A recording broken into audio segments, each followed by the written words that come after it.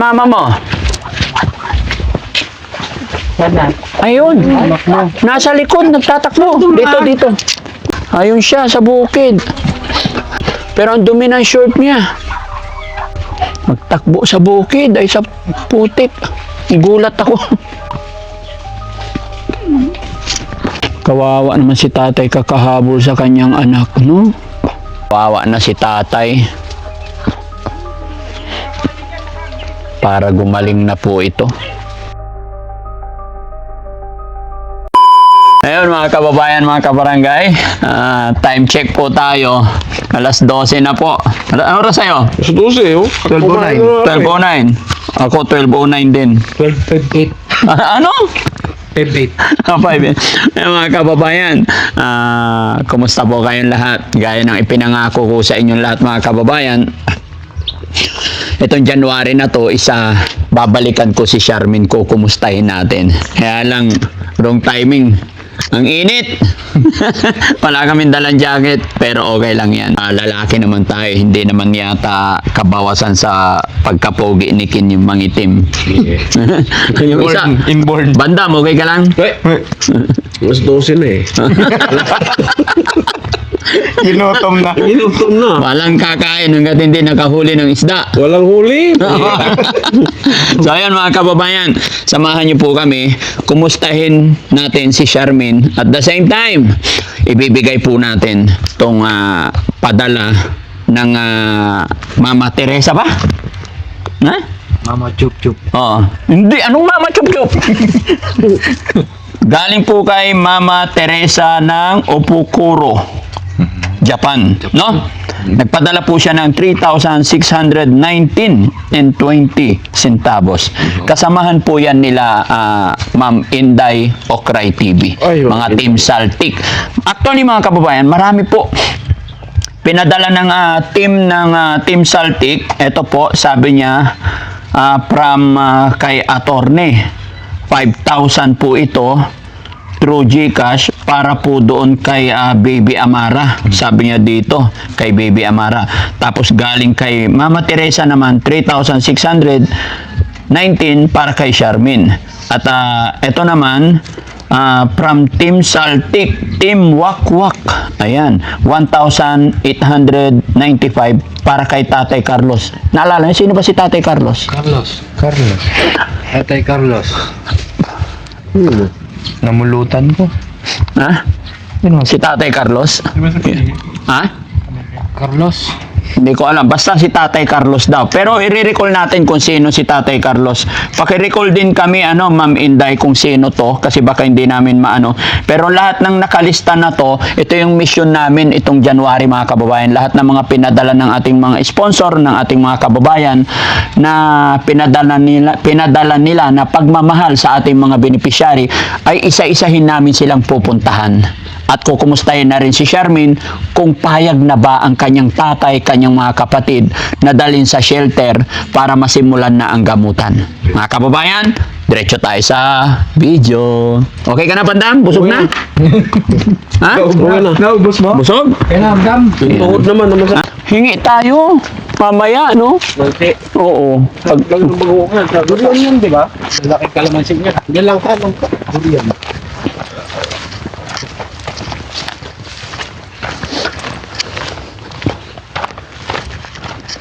Bilisan nyo kasi mainit. Saan ba yung bahay nila? Pagkatulo, mga 2 kilometro pa. 2 kilometro pa. Ayun.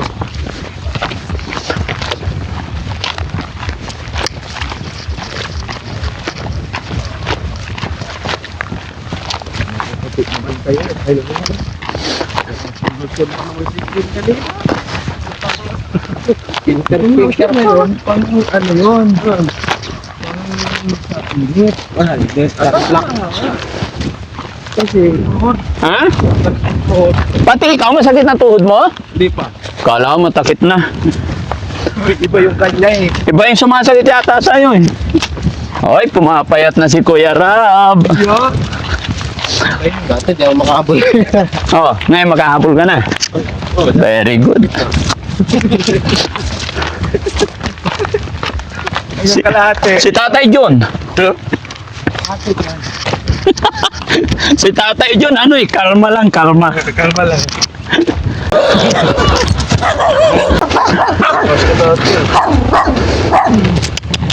Hello po! Hello, Tay! Kumusta po kayo? Kayo yung nakabike kanina? Hindi ho. Na umovertake sa amin? Hindi. Akala ko kayo. Kumusta kayo dito, Tay? Mabuti rin ho. Kumusta ang New Year? Nakaraos din. Nagpaputok ka? Hindi ho. Ay, hindi. Kumusta si Charmaine? Andyan din ho. Ayaw maligo. Ayaw maligo. Mula nung piniliguan natin. Oh. Huling-huling ligo niya, yung paligo natin. Oo.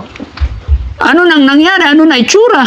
Ay, wala. Pati kahit hindi maligo, andun sa higaan niya yung binibigay namin pamalit niya. Oh. Ayaw pa rin. Ganun talaga yung Tay. Kumbaga, hanggat hindi po napapainom ng gamot, walang pagbabago yan. Kasi yun na yung nasa isip niya po talaga. Kaya ang pinaka-the best talaga dyan is yung decision ninyo. Yung usapan ninyo ng mga kapatid niya, lalong-lalo na kayo, kung ano ang desisyon. Okay naman po. Ayaw naman po sila kasi gusto talaga nilang gumaling yung Yes kapatid po. nila. Payag sila na dalhin sa shelter. Uh-huh.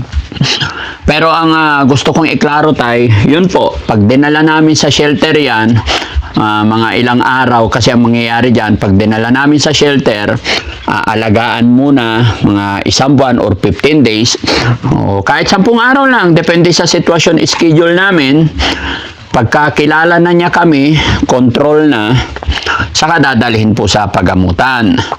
Pero ang big question namin is kailangan po namin, yung lagi ko sinasabi, yung kayo po nakasama dapat. Kahit isa lang. Wala namang ibang kasama niya kundi ako na lang siguro. Ikaw na lang. Opo. Paano tayo halimbawa, dinala ko siya doon, tapos sinabi kong, Tay, pupunta tayo. Baka mamaya magkakaroon na ng problema. Ay, Daddy Frank, hindi ako makasama kasi walang maiwan dito. May baka ako, may kalabaw ako. Sana po hindi tayo ganon. Wala po. Wala akong alagang baka o kalabaw. Yung mga apong alaga mo dito. Iyan na lang. Iyan, sila lang ho. Andiyan naman sa Mayroon naman mag-a-assist sa kanila. Kaya pwede ikaw. Si Gabriel. Opo, yun naman. Tsaka sa umpisa lang naman yun, Tay. Sa umpisa lang mahirap. Pagka na-stable na natin yung sitwasyon niya, depende sa sasabihin ng mga dalubhasa, sa umpisa lang talaga mahirap. Sa umpisa, sacrifice tayo, later on, nakakatulong na rin pag gumaling na siya. Di po ba? So, pwede ba siya makita? Diyan o. Saan? Asan na? Lumabas ba? Sa labas. Sa labas? Saan? Oy. Hello? Saan mama mo? Saan na? Ayun. Anak mo. Nasa likod, nagtatakbo. Dito. Dulo ba? Asan siya? Nandyan? Palayo na tayo. Palayo na. Ay na yun. Ay sobrang dumi niya. Ba't pumupunta sa ano? Ayun siya sa bukid. Ha? Nagpainit. Lumilis siya tingnan no? Pero ang dumi ng short niya.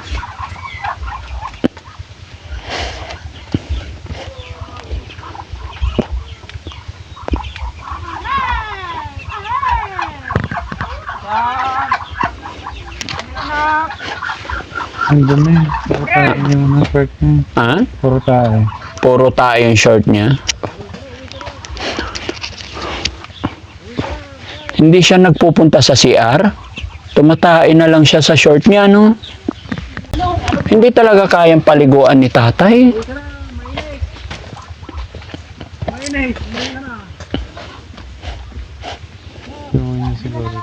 Hmm?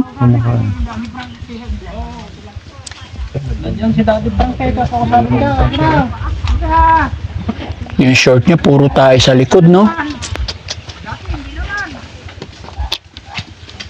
Dapat pauwiin ni tatay. Magtakbo sa bukid, ay sa putik. Gulat ako. Parating tayo? Ha? Pumunta tayo? Hindi ko alam sa ano po. O, ayan na.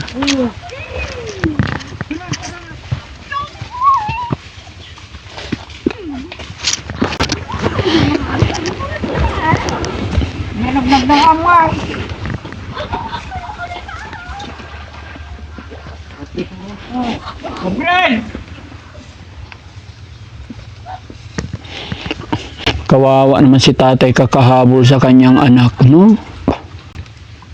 Ako mo tanak man. Ikaw ko sa akin kanina dati.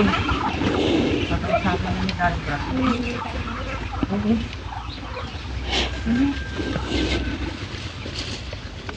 Hawakan mo tayo. Hawakan mo tayo. Lalayo yan. Kabila kayo. Ito ko. Hawakan mo tayo. Hawakan mo tayo. Hawakan mo tayo. Hawakan mo tayo. Hawakan mo tayo. Iuwi natin mga kababayan. Nakakaawa ng matanda. Kawawa na si tatay. Para gumaling na po ito.